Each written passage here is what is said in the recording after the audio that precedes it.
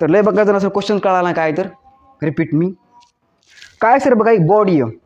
M1 आहे मास आहे 10 kg M2 body आहे मास आहे 6 kg M3 बॉडी आहे मास आहे किती 4 kg आणि सर ते एकमेकाला जोडलेलं आहे ओके हे T1 आहे टेन्शन लागलेलं सर त्याला हे T2 आहे टेन्शन लागलेलं सर त्याला आणि खाली सर T3 आहे टेन्शन लागलेलं त्याला 40 न्यूटन तर बघा आपला असं दिले डायग्राम असे ब्लॉक दिले आपला मास दिलंय टेन्शन दिलंय आपण T2 ची व्हॅल्यू फाइंड करायची होती म्हणून सर आपण काय केलं माहिती का आपण लिहिलं T2 =